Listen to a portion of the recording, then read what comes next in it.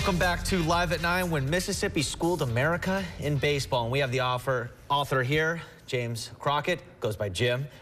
And Jim, tell me a little bit about why you decided to write this book.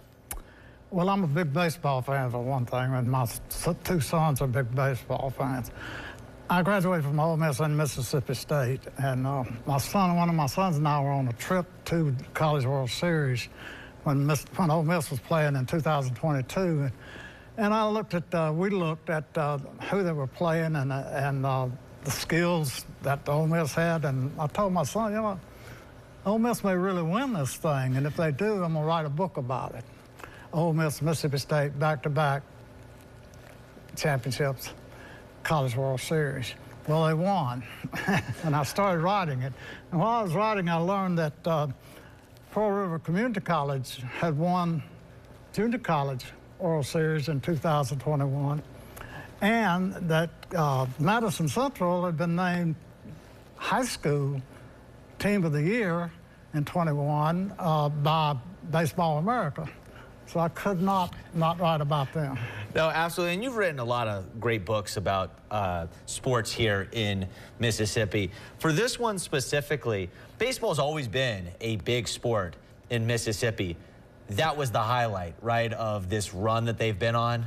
No question about it. And I did a little research, and based on my research, I don't think it's ever been done before by a single state, where they had two College World Series back-to-back and high school and junior college. I couldn't find a single time when that had ever happened before, so it's unique to the state. Yeah, and even just that one season where there was a college, JUCO, and high school, and then obviously you got the back-to-back in college. And I think, I don't know if you touch about it because I haven't read the book, but I would love to read the book. Did you touch on the fact that Southern Miss has all of a sudden become a power in those couple super regionals? As a matter of fact, Ole Miss would not have gone to the College World Series had they not defeated Southern Miss in the super regional. Southern Miss has done great in a long time in baseball. I taught at Southern Miss for 20 years, so I got a connection with Ole Miss, Mississippi State, and Southern Miss. And Southern Miss is, they're just tremendous, just like the other schools. And the attendance shows that. We lead the country in attendance in college baseball. It's unbelievable, and you know they get more people than minor league games across the U.S. and AAA games, and they actually get more fans than the Oakland A's did. You know, and sadly that's maybe why they're leaving. But on another note, books are tough to write. Was this one a little bit easier because there was just so much to go through? It was a labor of love, but I'm an accountant. Baseball involves figures and numbers, and I just it wasn't a burden to me. The first three books I wrote were about corruption in Mississippi, and my wife said, "Why don't you write something good about Mississippi?" Well, I found out about the Ole Miss, Mississippi State dominating the SEC in those 8 years, and wrote Rulers of the SEC. And so I became a sports writer in my old age. It's funny how you go from corruption to now writing the great Mississippi baseball. Fun making that transition? What now? I said, was it fun making that transition? Yes, it was. I love sports, always have, and especially Mississippi State and Ole Miss sports.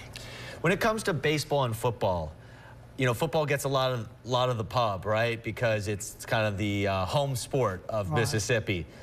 Has baseball gotten to the point where it's equal to football? No. Okay. And it probably never will, that. but it's really, it's very popular in Mississippi, college baseball is. I think maybe because there isn't a pro team, that might be. We don't need a pro team. Yeah, there you go. Well, when you get 15,000 for an Ole Miss and Mississippi State game, and then you sell out Trustmark, do you need one? The atmosphere is better at those games than any other. As good as football, actually. Non-book for a second, talking about SEC, because you wrote about the SEC football and the history of Ole Miss and Mississippi State. Thoughts on their current situations? The SEC or Ole Miss and Mississippi State? Well, they're very fortunate to be in the SEC at this time where all the money's rolling in. And I think that no doubt they will compete well over time with the expanded. Like I said, You know, nobody knew that Ole Miss and Mississippi State dominated the SEC for 8 years. It was a long time ago, but they really did dominate the SEC from 1959 through 1966. And they've done pretty well since then. I'd say so. And the first ever original college football playoff ranking had 2 of them, and Mississippi State was #1 in the first ever. It's a great trivia question. Right. Thank you so much for joining us.